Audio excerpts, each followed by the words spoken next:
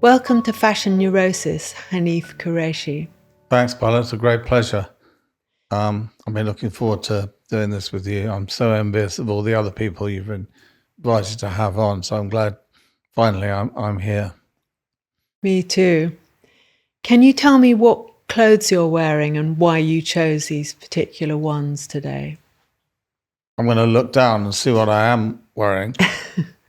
I think I've got a blue sweater on, but I didn't choose my clothes. I don't really choose my clothes anymore. I've got two carers in the morning, one who lives in and another one, usually a stranger, who pops in at 8 o'clock in the morning and they get me dressed.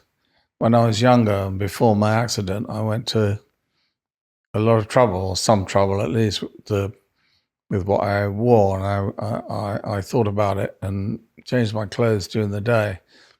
Since my accident and since my body became so injured and different, I've kind of given up thinking about really what I wear or what I look like, because when I see myself, I'm so appalled and ashamed that I have to look away. So I'm not really aware of what I'm wearing, but Isabella chooses my clothes and I try and wear plain stuff because I don't want to be looked at anymore, to be honest, to tell you the truth. I mean, you don't look like you haven't taken trouble, so Isabella's doing a good job. I feel like you're looking like you normally do. You know, you look like you care about how you're out and about. And I wondered if there's anything that you do like to wear that you feel represents you as you've always been. I don't think about that anymore, really, because I don't care about it and I don't want to be looked at. I don't want to be seen, because when I see photographs of myself, I see myself in a wheelchair. The worst thing is being in Tesco's, to tell you the truth. They've got these huge screens. Well, Tesco's is one of my favorite places, but they've got these huge screens. And when you're going up the aisle, you see yourself in your wheelchair like a little beetle progressing up the aisle. And of course, when you're in Tesco's and you're looking around, you can only see, you're at a sort of dog's eye level of everything. And you see yourself in a wheelchair going up the aisle. It's a horrible thing to have to see. Yeah. But I've still got my brain and my mind, and I can think and write and do shit that is useful. That keeps me going. Because you're one of our greatest contemporary British writers, and you're a novelist, a playwright. You've written screenplays, including the Oscar-nominated My Beautiful Laundrette, which is one of my favourite films. And in December 2022, you fainted and woke up on the floor in a pool of blood, paralysed from the neck downwards. And almost immediately you started writing and dictated to your partner, Isabella. And writing, you've said, has kept you connected to wanting to stay alive. Is that? Yeah, it's really important to me to write, to do stuff every day. I get up. When I finally get my clothes on, I like to go to work, and I like to work on my blog, which I do every day with now I do it with Carlo, my second eldest son. He comes to the house every day at 10 o'clock and we write the blog. And if we're not doing the blog, I do the film. We're doing a movie of Shattered, or I do something else. It's really important to me to, not to abandon the idea of myself as an artist, as a writer, which is what I am, and I need to remain. Otherwise, I'm just a broken body. I mean, most people who have had spinal cord injuries, they've fallen over or fallen out of bed or dived into an empty swimming pool or whatever and ruined their bodies, they can't go back to work, most of them. Yeah. If you're a truck driver, you can't go back to work, etc.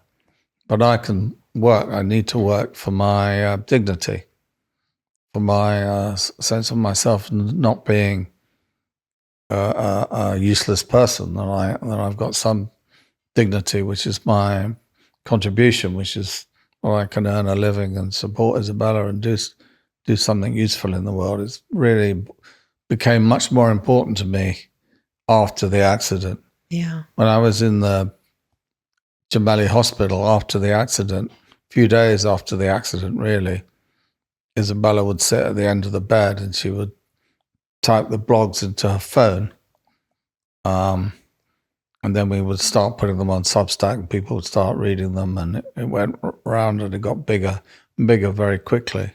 And that was very gratifying because you're lying alone in a hospital bed. You've had this devastating accident. You're completely traumatized. You think you're going to die. But at the same time, you can communicate with a big audience. Yeah. At the same time, I designed for myself a new way of writing, which was the blog, which I'd never written a blog before. It's a mixture between a sort of mission statement and a diary. Mm. And so I just wrote down any shit that was happening to me, memories, things about my dad and my mom, things about being in Bromley in the 60s, and what was happening to me that day, what was happening to my body, what was happening with the physios, with the nurses, and so on. So it was like discovering a new form of writing, even as I was on the edge of death. Amazing. And it's incredible to be creative at a time like that. But then you think, if I can't be creative now, when am I going to be creative? Yeah. You can't wait for ideal conditions. Yeah, I mean, your writings just seems better than ever. I've been reading the blog ever since you started, and I've read your book. And have you ever written with someone else before? Because I watched a little clip of you and Carlo, and him arguing about a word and why you should use another one, and it was so exhilarating. It was great. It's a brand new thing for me, Bella. It never occurred to me that you could write with anyone else before. I mean, me and Carlo, we write the sentences together, and then we argue about everything, the paragraphs and so on. But these are very productive conversations. Yeah. They're really good conflicts we have. It was so interesting listening to that, and it was clear what you were both going for and driving at, and how everything that you both said to each other was improving it. And as a reader, it's so immediate, the experience, and it's so enjoyable and so revelatory. It's fantastic. He's really tough. Yeah. He does he's horrible, actually. What he does something called pushback, a word I'd never previously come in contact with, which means that he fucking argues about everything, and he says, "Oh, Dad, this is so disappointing. You said this before. I don't want to hear another word about Bromley in the 1960s, stuff like that." So he makes me do new stuff all the time, and it's really hard work. But we have long conversations which we would never have had in normal circumstances, about everything, about sex, about immigration, about politics, about Tesco, about trivial stuff and big stuff. But it means that I can write stuff that I haven't written before. And I really like the idea of it being quite random what we're going to write. I mean, might write about a trip to the shops, or I might write a political piece about me becoming a fascist, for instance. Yes. Which I wrote recently. I read that. So it's a great new form that I discovered after having my accident.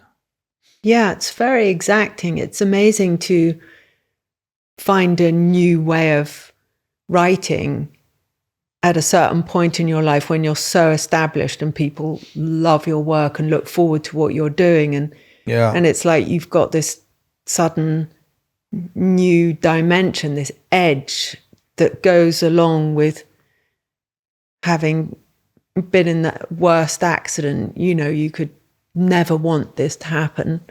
And well, you could say that trauma or what happened to me has created an opportunity for me to do something new. I wouldn't have done this if I hadn't smashed my head in on Isabella's floor in Rome. Yeah. But it creates an opportunity for you to do something new. I mean, I regret what happened. I wish it hadn't happened. But it's given me a new lease of life with the writing and the opportunity to write with Carlo or to write with Isabella and to write stuff that I wouldn't have said previously. So it's a late stage flowering, you might say, that's come out of this terrible occurrence. But also, I mean, the terrible occurrence is where we're all going. And the kindness of strangers, of the carers and the nurses and the doctors, we're all going there. So I feel I'm writing about a common experience, one that most people have had in their families, i.e., most of us have had accidents in our families and people have died, or where you are going yourself as well, and how you'll cope with your own deterioration and your own eventual death. Can I ask you about clothes and whether there was a piece of clothing you were obsessed with as a child that you felt that would somehow change your life? Oh, yeah. Have other people have that? Yeah. I was very excited when I used to do my paper round in Bromley, get up at 6:30, go to the shop and haul this big bag of fucking papers around the streets. And I got very excited because I used to read all the papers and I used to like reading newspapers and still do. Anyway, one of the reasons I was doing this paper round was to buy clothes. And what I really wanted was to buy a pair of Levi jeans, £4 I think they were at the time. Wow. And I was saving up to get these Levi jeans. And I was very excited when I got my Levi jeans because the boy that I was in love with, a guy called David Bowie, who I'm still in contact with today, in fact, he told me that I should wear Levi's jeans. And so I got these Levi jeans, and then I was a hippie. Everyone in the school was in a gang. So you were either a mod, a rocker, a skinhead, or a hippie. And I was a hippie, and I wore jeans. I wore a purple shirt. And my dad got me some kind of Indian waistcoat with, kind of glitter things on it. And I was very proud of this gear. And I'd walk around Bromley High Street, which is what you had to do. Yeah. Walk around Bromley High Street on Saturday afternoon in your clobber. And so I saved up to get this clobber. And then after that, we used to take the train up to the King's Road. Oh, God. And we'd walk up and down the King's Road. And King's Road on the Saturdays, you probably remember it. It was an incredible parade of people in their best clothes. And there were these incredible boutiques in the King's Road. I remember thinking, this is it. This is London. This is where I want to be. It was a fantastic parade of incredible people wearing beautiful clothes. Yeah, I used to get the bus up there because I lived in Sussex, and I'd get the bus, the number 11 bus, to visit my friend who lived in Poulton Square at the end near World's End. But I became obsessed with what the bus conductors were wearing, and these grey suits with a pale blue shirt. This is what I remember, whether it was actually, and a tie. Yeah. And that was the sort of first bit of evolution of kind of my look. I think I loved that journey down the King's Road. And but you did you really start your writing career in the 70s as a pornography writer? Because I started writing porn around it was really around after I left university. I left King's, where I read philosophy, but it was the year of punk. It was the year of the Sex Pistols and the Clash. I think it was 76 or 77, I can't remember. We'd left university and we were living in squats and these cold water flats and stuff around West Kensington. And everybody was hustling, working as hookers, stealing. And London was really rough in those days. And I used to write for magazines that had, naked girls. But in those days, they used to have writing in the magazines as well. Amazing. Unusual that people would actually want to read pornography. It's completely absurd now. And I used to write stories for them. But I'd also write serious stuff, like about the Marquis de Sade. I remember writing a long thing about Aubrey Beardsley, who I used to love. So I started to make a living doing this stuff. It was a good introduction, but it's a stupid form, porn, because there's nothing you can do with it really that's interesting. So then I stopped that, and then I started to write like early drafts of the Buddha of Suburbia, I guess. Right. Which was a novel I've been trying to write for years, but I couldn't. What have we in 76? I started writing it really at the end of the 80s when I wrote it properly. Because you mentioned, and I think this was much later, but you knew J.G. Ballard, which he writes very well about sex, and I'm just reading Crash at the moment, so. Oh yeah, that's a great book. I didn't know him at all, but I've just written a blog about Shepherd's Bush and the Gold Hall Road and so on, where I spend every day now roaming around in my wheelchair. But I remember I used to see J.G. Ballard walking around Shepherd's Bush, and it used to freak me out completely. I think there's the world's greatest writers, and he's walking down my road. And apparently he had a girlfriend or a lover who lived above McDonald's on Shepherd's Bush Green. This was according to legend. So I was very impressed by Ballard and still love his work. Yes, I've never read anything. I've seen films, but I saw Crash, and then I started reading it now, and I wish I'd read it years ago because it's so interesting.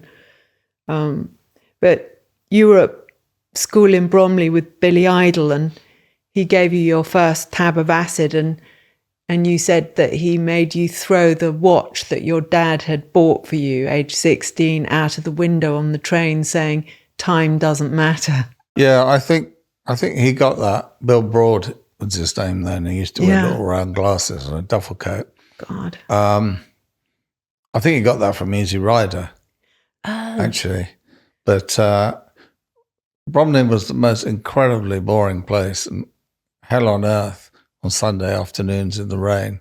But actually, it was really creative as well. I mean, a lot of the kids that I knew formed bands. A lot of punk came out of Bromley. Yeah, the Bromley contingent, that was a big punk thing. Yeah, I was at school with the Bromley contingent. I knew all those boys. I'm still in touch with some of them. And then we came to London and started hanging around Vivienne Westwood's shop, which was then called Sex, at the end of the King's Road. And all the pubs and bars around there were full of punks on Fridays and Saturdays. And so, although Bromley was really dull, there was a lot of opportunity to be creative. And the Bromley contingent, I mean, those kids went into fashion. They worked for Vivienne Westwood photography. They were in bands. It was a very creative time, despite the fact it was so deathly dull in Bromley. It was quite close to London, so you could come up to London, go up the King's Road, buy clothes, and get involved in what was happening really at the end of the 60s and then into punk in the mid-70s. I wonder why it produced so many creative people, because it really did, like obviously David Bowie as well, and you and my friend Susie Cave, and there's just a lot of very groundbreaking people that came from Bromley. And I remember seeing Billy Idol used to be this punk club called the Vortex. Yeah. Did you ever go there? And no, he was so good looking that everyone slightly looked down on him because he was just like, he looked like a film star. It was just absurd how good looking he was. So everyone was a bit sort of contemptuous. Yeah. Well, it was a very creative time because of what happened earlier, which was then called the 60s, and this explosion of talent creativity in the 60s, but it really began to expand by the 70s. Everyone was doing it. Everyone was dressing up. You know, David Bowie had been to the school that I went to, and he obviously 10 years, he was 10 years older than us, but he had been a huge influence. Everybody thought, if he can be in a band, he can do it. He's so unique and interesting. We can start dressing up and doing stuff, you know. Yeah. And in those days, certainly in and around London, there was much more social mobility than there is now. You really felt that, you know, you could join a band or become a photographer or get into fashion, and you could leave Bromley behind and become a new person. Yeah. And reinvent yourself, and then get involved in the creative industries. There was much more flux socially then than there probably is now. I mean, I was a mixed race kid from the suburbs, and I thought, fuck it, I can be a writer. Yeah. I can be a great writer, even though there've never been any writers like me before in the UK and Britain. I thought I can have a go at that. I can do that. It didn't seem to me to be insurmountable that I could do that, you know. Because Bowie wrote the soundtrack for your first novel, Buddha of Suburbia. He wrote the music for the TV version, the BBC version of the Buddha of Suburbia, that was directed by Roger Michel, with so brilliant. Naveen Andrews playing me. Oh, so Bowie good. was very keen to do it. He asked me if he could do it. Wow. How did that happen? He said to me, I thought you'd never ask. I said, ask what? That I can do the music for the Buddha of Suburbia. I said, I didn't think you'd want to do it. He said, I've never done it before. He said he was going to do the music for The Man Who Fell to Earth, but he was too tired at the end to do it. So he offered to do it, and he was very keen to do it. And he worked really hard on it, actually. And his album, The Buddha of Suburbia, is a really good album, one of his best albums, I actually think. He made an album at the end of all the bits of music that he had composed for the soundtrack. God, that's amazing. I must get that. Yeah, it's fantastic record. Because I remember once you saying that you'd written a song for him, but he asked me to write the lyrics for, there's a song on the album called The Buddha of Suburbia. And I said, how do you want to do this? He said, oh, well, I do the cut-ups. So he said, write all the words down. So I went home and went through the Buddha of Suburbia and wrote phrases and words and bits of dialogue and all the stuff. Then I took it back to him, and he got his scissors out and he did the cutting up shit. God. And then he wrote the song around the words that I presented to him, and he got this cut up method from Burroughs and Brian Gyson. Really? Yeah. Which was that you cut shit up and move it around and you create sentences. It's a very effective way of creating new sentences, new ideas. Is that why the songs, they have this kind of unexpected, well, they're just so brilliant, the unexpected phrases or things people are doing? Yeah, you can create new ideas and new stuff out of the random mixture of different words that you then, move around and cut up and put in a line together. I used to do it with Keir, my son. We used to write poems like that. It's really effective, actually. I must try. Yeah. Such a good idea. Yeah. And growing up, you've written about receiving a lot of racist abuse, being of Pakistani origin, and I wondered if you dressed to be anonymous or to attract attention as a way of dealing with it and maintaining your identity. Well, in Bromley at that time, at the end of the 60s, 70s, it was quite violent. There were a lot of skinheads around. And I knew all the skinheads. I'd been to school with them. I knew their families and so on. And I was a hippie. So you're in double trouble. Not only were you a Paki, but you're a hippie as well. We had long hair and wore, loom pants and all that stuff. So you're in double danger of being chased around. It was quite hair-raising. I mean, it really was. It was quite rough down in Bromley, particularly in the 70s when the National Front were down there, and the BNP were marching and around all the time, gangs of skinheads and so on. But I knew a lot of those boys, as I said, in My Beautiful Laundrette. You know, he's in love with a skinhead played by Daniel Day-Lewis. And it kind of represents a good friend of mine I was at school with who later on became a skinhead. And, you know, wore a Ben Sherman and Levi's and the big boots and, you know, the Crombie and all that stuff. And about how, you know, we were really close friends. We were really close to each other. And how awkward it was when he became a skinhead and discovered that I was, in fact, you know, a Paki. And that was the basis of that movie, really.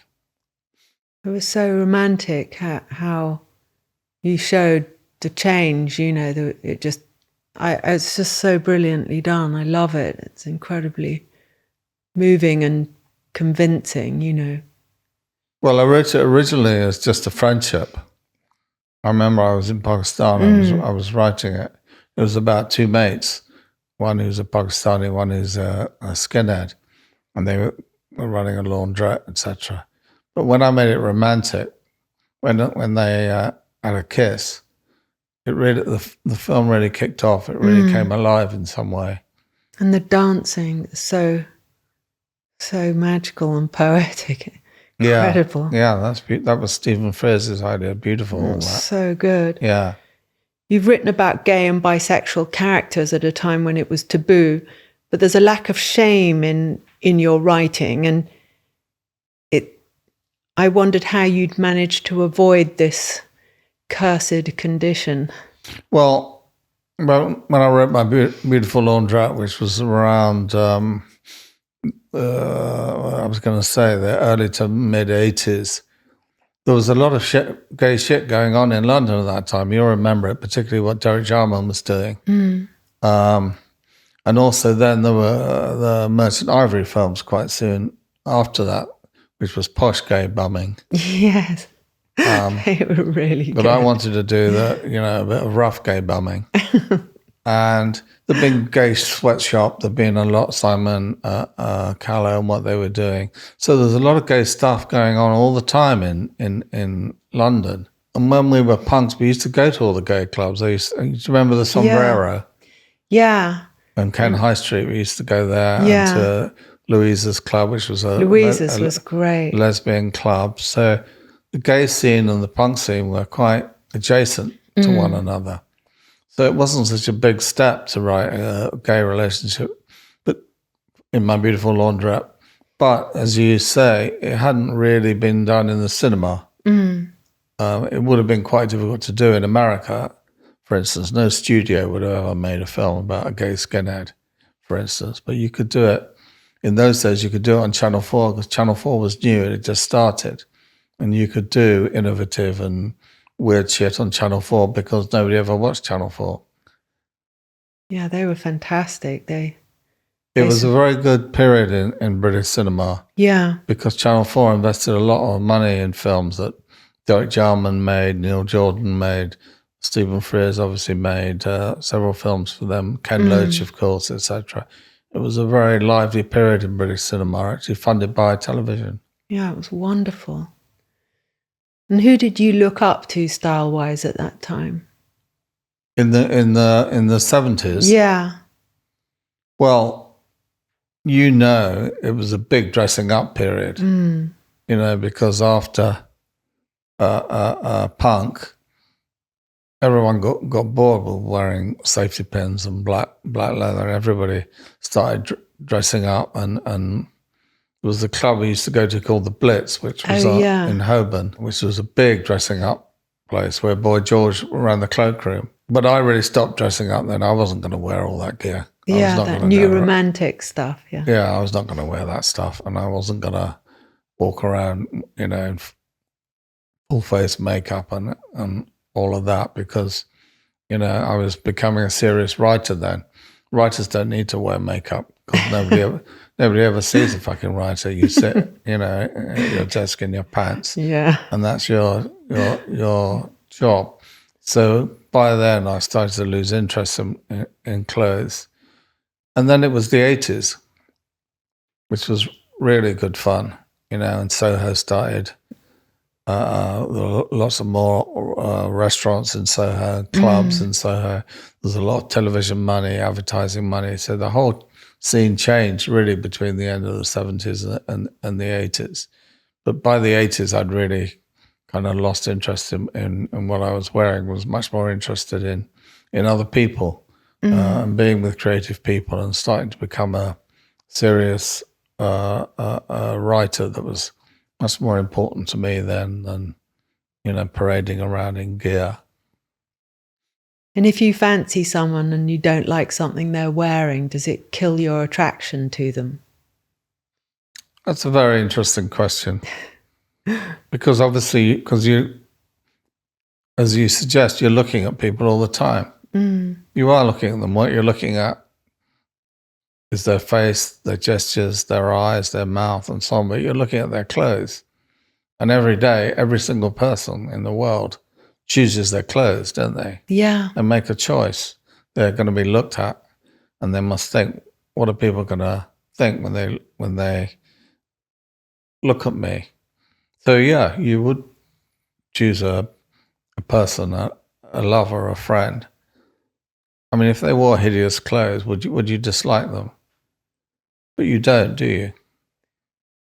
Some people, I think, are more allergic to certain things than others, but it's such an interesting thing how, even if it does put you off, whether you decide to override that or not. With my girlfriends, whoever they were over the years, I wouldn't want them to look a mess. I want them to look what I would think of as being good, that they would care for how they looked, would think about it. That would be important, I guess, for a man. I don't know whether it matters so much for a woman, whether she would care what you wore or what you looked at. But I think for a man it would be quite important that the woman had thought about how she looked. I think for a woman it's important, but not for that reason. It's more like having a kind of almost physical response of withdrawing or embarrassment. I suppose in the end it's always dependent on the person, because someone you like can wear these terrible things, even really quite sort of violently off-putting, and you just think, oh well, And if you don't like them, you just think, I must never see that person again. I guess in the 1950s, everybody wore the same thing. All the mothers on my street where we lived in Bromley, they would all wear the same clothes. They'd usually wear a pinny as well. I remember my mum always wore a pinny. Yeah. But by the 60s, clothes were cheap then by the 60s. And by the 60s, people used to choose their clothes and throw them away. I mean, in the 50s, you wore the same pair of trousers for 10 years. And you'd mend stuff. You'd even mend your socks, I remember Mum sewing up your socks and stuff. So we were really at the beginning of a kind of the consumerist age when it came to clothes, of just buying stuff cheaply and chucking it away and then buying something the week after and the week after that. But that was a totally new thing. My grandparents would wear the same shoes and get them mended and mended and mended for 25 years, the same pair of boots. So it was a new era for us. And Bowie was a great example of that, that he would change his look all the time. And you think, I can change my look. I can go to a shop and come out looking completely different, become somebody else. But I don't think that had ever really happened before for ordinary people in British fashion. I hadn't thought about that, but the idea that you could transform yourself and become somebody else for other people was quite a new thing. Yeah, it's really interesting thinking of it like that. Yeah. I remember hearing about you and Stephen meeting up every Friday since you'd made My Beautiful Laundrette, and I heard that you had a salon and that you met and talked about ideas, and I thought, oh my God, I've got to go. And then I heard about where it was and I appeared, and you and Stephen had just had this amazing conversation. You were talking about what was going on inside the mind of David Blunkett's dog, his guide dog, And I wrote I interviewed you both for something I was doing for another magazine. It was just so inventive and exciting. And I wondered, how did you meet Stephen Frears? Well, I met him because I went round his house. I found out where he lived on Talbot Road in those days. And I got his address, and so I went round there, and I gave him the script of my Beautiful Laundrette. So he rang me up and told me to come round, and I went round. And then later, when we were working together, I used to see my analyst every Friday at 10 o'clock. So I used to meet Stephen every Friday at 9 o'clock, just off the Portobello Road. And we used to sit together and gossip and have coffee. And then we'd see other friends walking up and down the Portobello Road. So we then started what you call this salon, which is basically just a bunch of mates having breakfast together. And this is carried on for 20 years or 25 years. And there's usually about, 7, 8, 9 people, 10 people. And some people come regularly, some people come every few months. People get really pissed off with each other because there are a lot of arguments and lots of disputes, particularly among the women. They take against each other, or someone will ring me up and say, I can't stand it. If so-and-so's there, I'm not coming back. They can fuck off. And there are a lot of big disputes, particularly about Israel and Gaza and so on, and people try and ban each other from coming and so on. I said, you can't fucking ban someone from coming to a cafe and sitting down and having a cup of coffee and so on. So it does get a bit hair-raising at times. But other times it's really peaceful and everybody sits down, they gossip for an hour, they have coffee, they eat a croissant, they talk.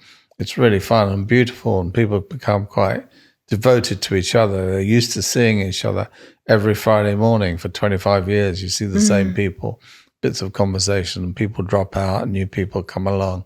It's a really beautiful thing, but it happens spontaneously. We never try to set it up or organize it. People just come, and you realize you've been sitting with these people for 20 years and you know them so well after such a long time. You should come back, Bella. It was great when you used to come. Back in the day, I know. I work so hard, it's hard to get there, but I will come back. I'll go when you go next, if you do. It's difficult for me because I don't get up till, it takes 2 hours for me and the carers to get me dressed and get me ready to get up, so I can't get there at 9 o'clock in the morning. But we could start doing it a bit later. Yeah, let's do that. Because we both go to the same analyst too, and you've been going for longer than me. And I remember you saying once, he's hot, and he is. And I know you speak on the phone now, but I wondered, did you ever think about what you were going to wear when you went to see him? Because when I first started seeing him, I used to spend ages composing my outfit, even my underwear, preparing myself for this visit, this precious visit. Well, I'm quite shocked to hear that, Bella, and I'm sure analysts might also be shocked to hear that you're thinking about your pants when you get around to well, you're undressing really in terms of you're unconscious. You are naked. You're showing him everything that you are. So I can see that what you wear could be a metaphor. But I lie on the couch. I don't look at him. I don't even remember what he looks like, to be honest. I just go in, or used to before my accident, lie down on the couch and start fucking chattering on about whatever's on my mind, my dreams and beefs with people, etc., etc. I don't think what I'm going to wear when I go to my analyst, but I think about what I'm going to say and what I want to talk about. And I have to say, talking to my analyst on the phone on Mondays, which is what I do now, once a week, I find it really creative. I don't know if you do.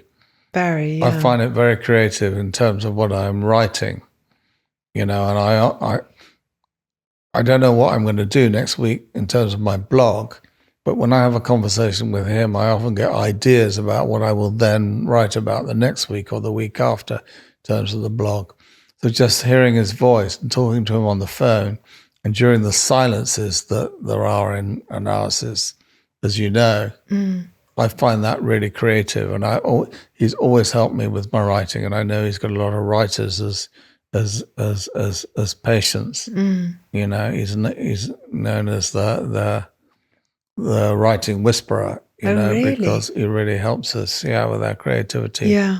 You can think during a session with Adam, and I find that very, really helpful, actually. And a kind of collaboration that I have with him. I know other writers feel the same. He's brilliant at that, because I remember when I first went to see him, and part of my motivation, it was about 2 or 3 years before my dad died, and I said, I don't want to fall apart when he dies because I'm so attached to him, and he's such a big prism for how I think about life and feel about life. And I remember what I was wearing as well. I was wearing this Tom Ford, like a cowhide coat, chocolate brown. Oh, yeah. And I remember, or I sort of made some sort of apology about my coat, and he went, I think it's fantastic. And I thought, great, I'm in. Yeah. And I also remember that I said, I feel like I have some sort of fear of failure. And he said, I actually think you have fear of success. And anyway, that was about 14 or 15 years ago now, but he helps me. I don't know, he's so intelligent. I feel as though he makes me more intelligent and have more confidence in my ideas. That's great. That's the whole point of him existing, really, to make you feel like that. And I think he does that for anyone he comes into contact with. And I think there's a good reason that many of his patients, and of course several of whom are our friends, many of his patients, they just keep on going. I think I'm the longest. I've been going for, I think, about 31 years. Really? Yeah. God. I'm not even cured yet. I said to him the other day, I'm not fucking cured yet. How long does it take for me to be cured? You seem to think that I wouldn't ever be cured. I don't want to be cured. No. Of loving him and going to him and finding him useful. Yeah. Freud would have been appalled. Freud didn't think that you would go to an analyst for 31 years. You know, with Freud, you'd be in and out after 6 months or maybe a year, or you'd go for a few months and then you go back later, 3 years later for a few months, so on. But you wouldn't go for 31 years. It would have been a madness to think about that, because he would have thought, I'm sure Freud would have thought that would become like a kind of excessive dependence, you know, or a kind of addiction. I mean, what the fuck are you going to talk about for 31 years? But actually, I can tell you from experience, there's plenty to say. Yeah. I'm glad he's not a Freudian in that sense. There's always something to say, and he seems to, it's that relationship of you're paying to see somebody, but I feel very loved by him and I love him. So, yeah, he's a very loving man. In your book Shattered, which was published last October, you end up analysing the dreams of your psychiatrist. Can you describe what his dreams are? I remember they were something to do with Trump. When I was in the rehab at the end at Stanmore, there was a psychiatrist there, and I was really angry. He came to see me, and I was really angry. I've been in hospital for nearly a year, and I was in a bad way, and I was very, very grumpy. Anyway, this psychiatrist came to see me. I thought I might as well meet him anyway, despite the fact I've spent much of my life in therapy. But of course, psychiatrists are not therapists. They're not really interested in listening to you. And this psychiatrist, I really liked him, but he only had two drugs. You know, he either gives you antidepressants, or if you're crazy, he gives you antipsychotics. God. Otherwise, there's nothing he can do with you. And he kept saying to me, you're clinically depressed, aren't you?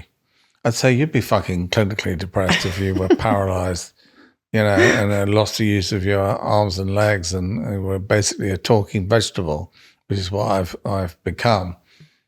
Oh. He said, fair enough. All he wanted to do was to up my dose of antidepressants.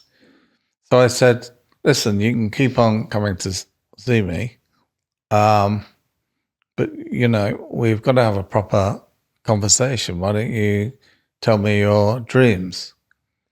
And then So good. So he used to tell me his dreams. All of his dreams were about Donald Trump.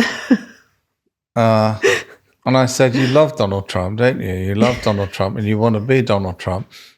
I bet millions of people want to be Donald Trump because he's a complete cunt. He does whatever he wants. He says whatever he wants. And he's the most powerful person almost in the world. And so we started to have long conversations with the psychiatrist about how inhibited he was, how straight he was, and how he hated it and wanted to be more Trump-like, i.e. more crazy. And so we had these quite fun conversations in my room in the hospital. And it passed the time, but it was a very odd situation where I in fact, I was treating him for depression rather than the other way around. So good. Yeah, that was the situation with me and the psychiatrist. It's just wonderful. I mean, the way you write about the situation you're in, and you're never sentimental or self-piteous, and you're very matter-of-fact even when you're describing how bad you feel. And this part of yourself seems stronger than ever, and you seem more loving than I've ever known you to seem. And I wondered if it was harder to show love before the accident. Well, I was a much more private person before the accident. And I had friends and I saw friends and so on. But I wasn't so dependent on other people as I am now. Because I can't do anything now, really. I can't use my hands, so I can't, you know, fiddle around with the computer. I don't really listen to music. I've just got a lot of spare time, and I've made lots of new friends in the last few months with people who I knew vaguely before, but I've become really close to, because I have much, much longer conversations with people for hours and hours now than I did before, when you'd meet someone, you know, in the pub and have a beer, and that would be that. So my life has changed in terms of my relationships with other people, which are much more intense because I'm so needy now, you know.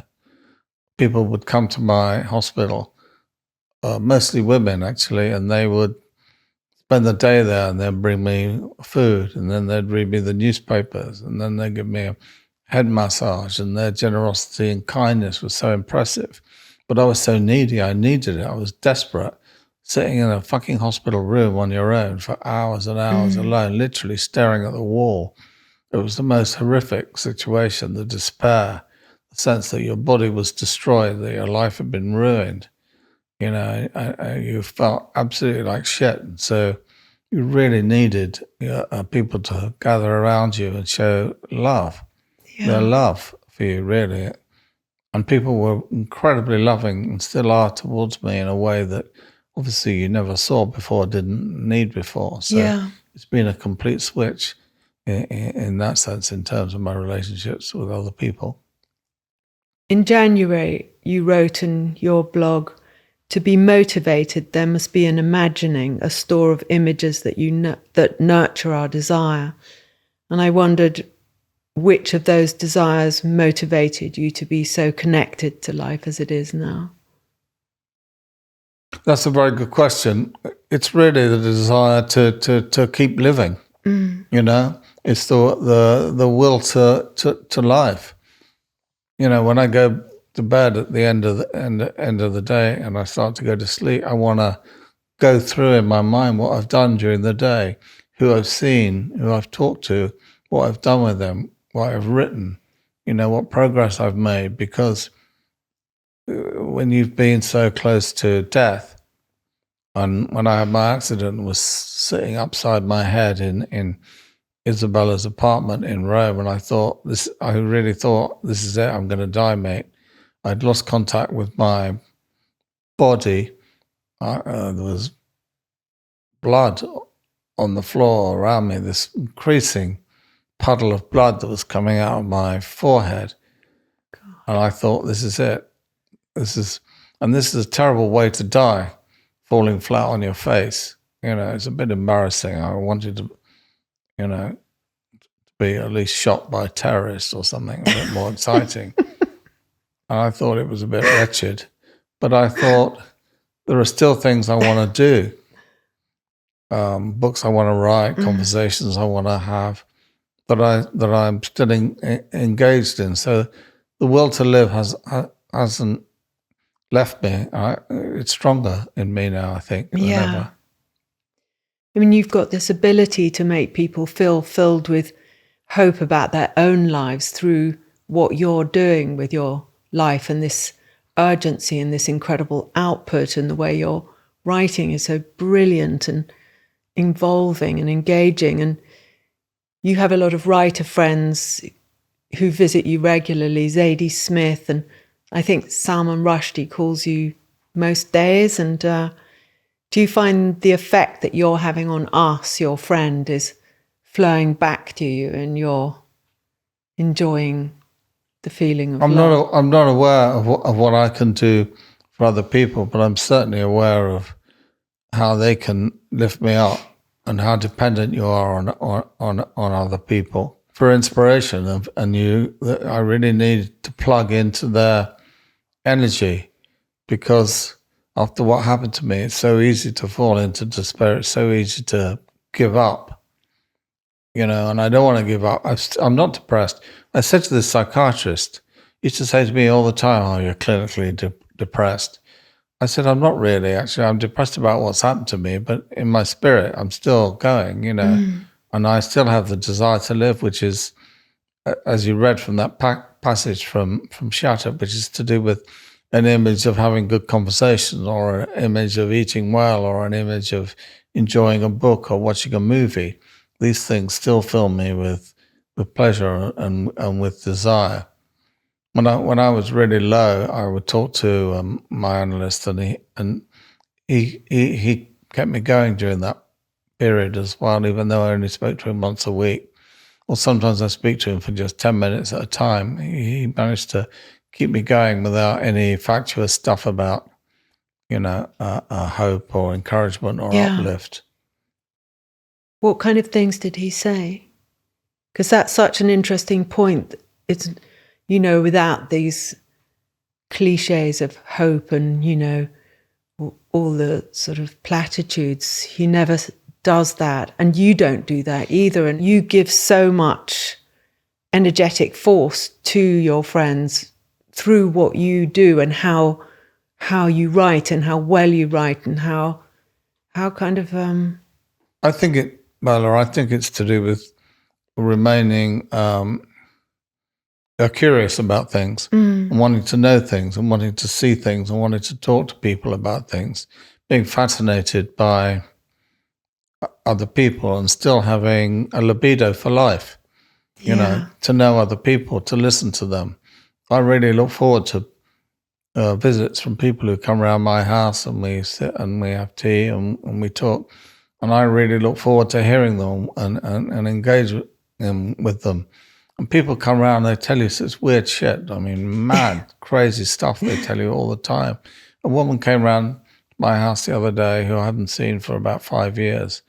And she was married to a Russian guy who tried to murder her. I said, "How's the Russian guy?" She said to me, he said, "Oh, he's in prison. He murdered both his parents. He slashed their throats." I said, "Oh, why did he slash the throat of his mother?" And she said, "Because the mother left the window open." And I thought, that's a great story. I wouldn't have heard that normally. God. And so you hear some mad stuff out there, which I really love, because I can't go very far in the wheelchair. I go up the Goldhawk Road, I go around the neighborhood and stuff, but I can't go very far. But I can go very far in terms of people's psyches, in terms of getting to know people. Oh, you're brilliant at it, Hanif, and thank you so much for being on Fashion Neurosis. It's just been a total joy to... Well, we haven't talked much about fashion, actually. I forgot. I thought you'd be asking me about my trousers. Well, I did, but we did talk about fashion, but...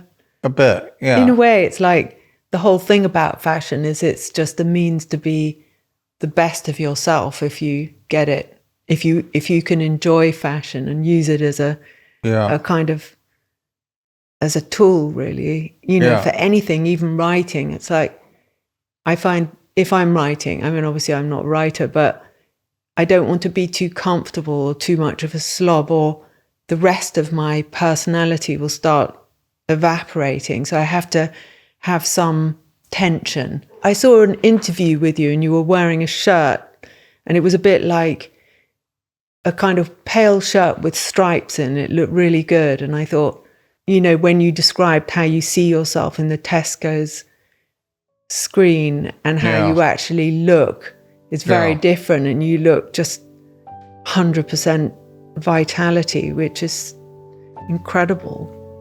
Well, thanks, Bella. That's cheered me up. I really enjoyed our conversation. I hope other people enjoy it as well.